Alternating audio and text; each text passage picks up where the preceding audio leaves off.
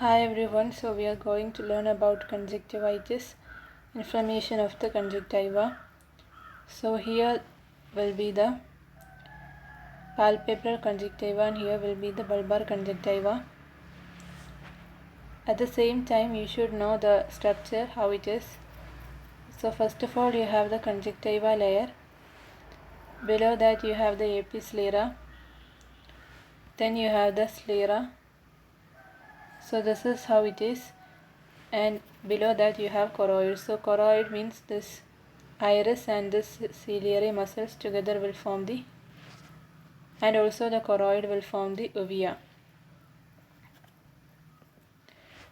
to which uveitis is happening. But now we are actually learning about this conjunctivitis. So in this layer is getting inflamed, this layer is getting inflamed, the conjunctiva. So conjunctiva, first of all you have to remember what are the types of conjunctiva: bulbar and palpebral. So palpebral means it is covering the inner surface of the eyelid, and bulbar means outer surface of the globe to the limbus, up to limbus. So limbus is the sclera cornea junction. So up to that you have this conjunctiva. Now I have labeled it in red color because we are learning about the inflammation to this conjunctiva. Okay, so we should know what are the layers of this conjunctiva. So the topic goes like, first of all you should know the conjunctiva types, then you should know the layers of conjunctiva, epithelium and substantia propria. Now we will classify conjunctivitis. So conjunctivitis types, mainly we can say 3: bacterial, viral, allergic. So our learning will be like that. Now we can learn in 3 different headings. Okay.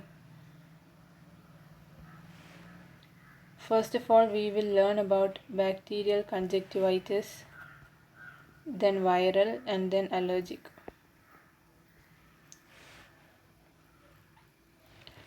In case of bacterial, again it can be of 3: acute, subacute, chronic. Subacute means it is off and on symptoms. So firstly the topic is which bacteria are causing.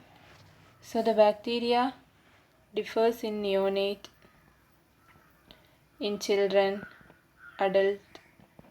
In neonate, chlamydia, trachomatis, and also gonococcus.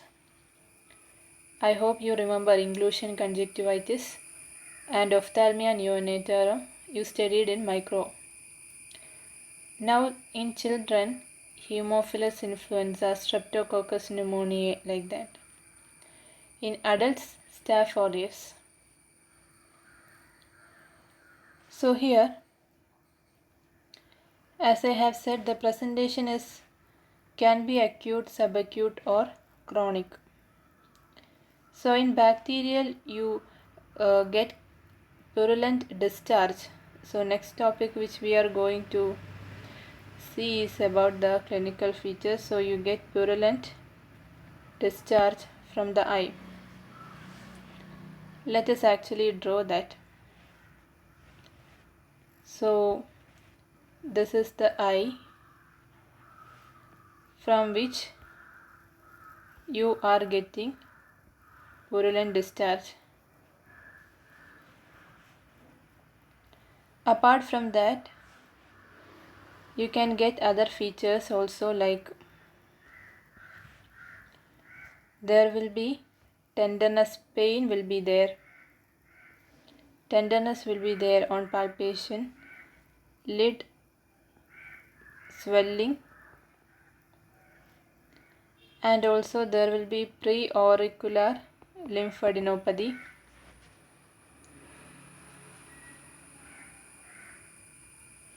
All these things will be there. So as I have mentioned about the bacteria, gonococcus is how the transmission is occurring. It is by sexual transmission, gonococcus infection, but in case of a child it is when the baby is getting delivered, that is causing ophthalmia neonatorum. And so the mode of transmission also we should know. Ophthalmia neonatorum can occur by gonococcus when there is a delivery.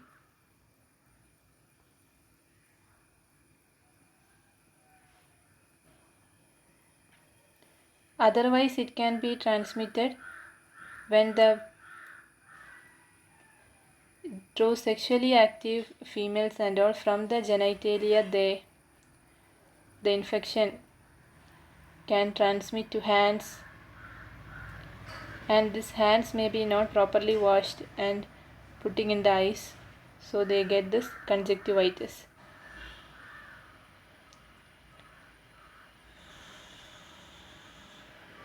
So the presentation will be different when it goes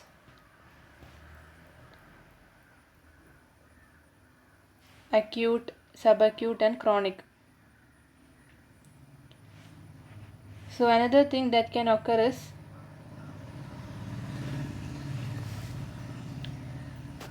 burning sensation can be there in the eye, and also some irritation.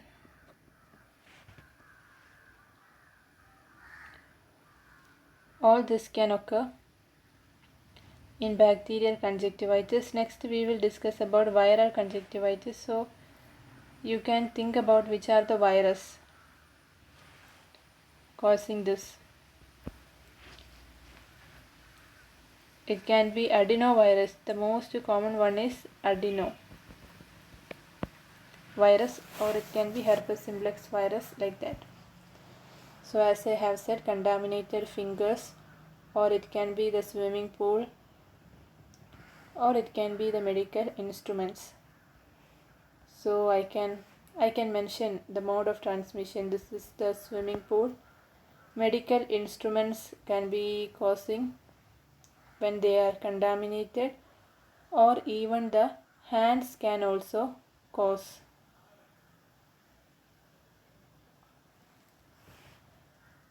Now in viral conjunctivitis, usually an accompanied viral infection may be there, like pharyngitis, cough, like that. And the discharge, usually the discharge from the eye will be serous discharge, or we can say mucoserous discharge.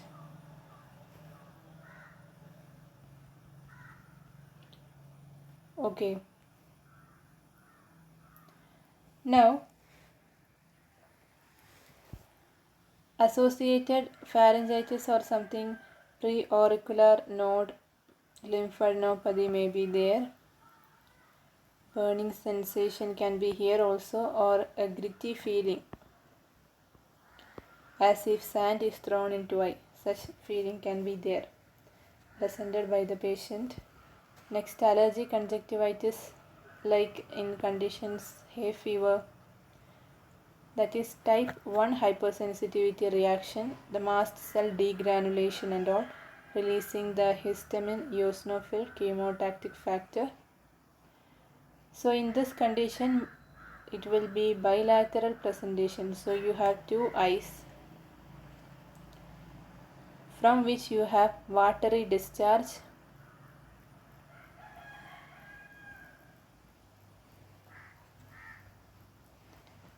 Okay, and the patients, since it is an allergy condition associated with this watery discharge, there can be rhinorrhea or congestion in the nose. All this you have to remember. So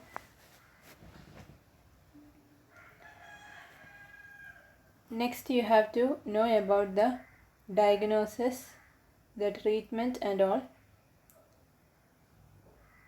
So first of all, let me say that to diagnose, you have a lot of differential diagnosis. In case if the redness is localized, there are many other differential diagnoses can be applied.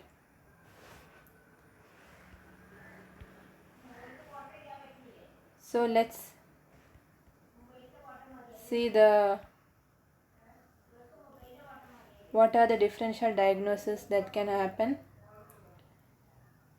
It can be pterygium, episcleritis.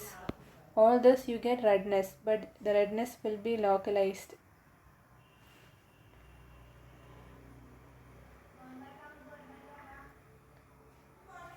So next, whether culture is needed, culture is not usually done. Okay.